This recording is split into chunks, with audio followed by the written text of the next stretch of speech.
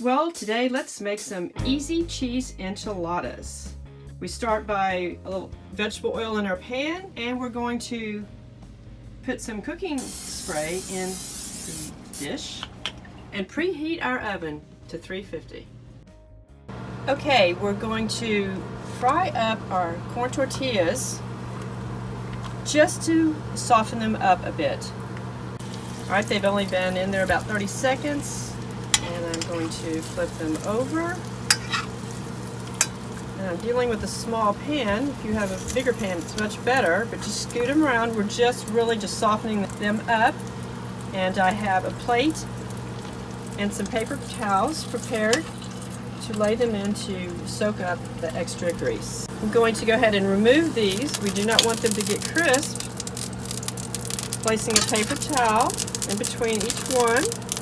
We just are trying to soften them up. I need to turn my fire down a bit and get 3 more. I'm going to add a tad bit more oil because these are very dense tortillas and they're soaking up the oil a little more. You just don't want to have too much oil because you're not frying them. We're just softening them up.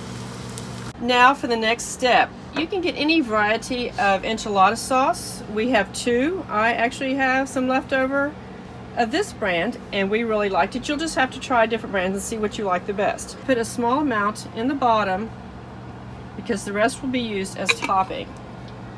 Again, I'm sort of making leftovers today. So you get one of your softened corn tortillas, you place it in this. I'm using mild cheddar cheese, shredded. You can use any kind of cheese you want, or meat, but today we're making cheese. I'm putting a few onions. It just depends on how well you like onions, how much to put.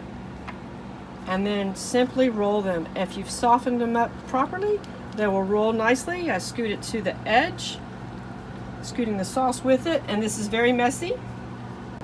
And we will continue this process.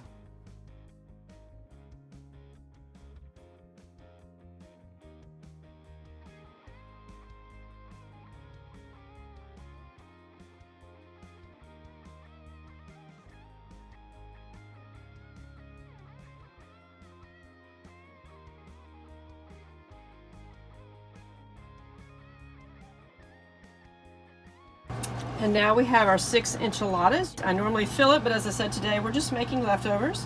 I have a little cheese that I use as garnish on top, and a little more onions. As you can see, this is a messy process. Might have to wash your hands a few times in between doing this. And then with the remaining amount of sauce, I will drizzle it across the edges because we don't want them to dry out.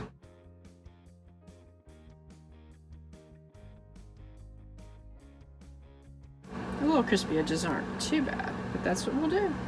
And we will bake at 350 for 20 minutes, and we will have some yummy, cheesy enchiladas. Our oven is preheated to 350, and bake them for 20 minutes. And here are our beautiful enchiladas. Let's serve them up.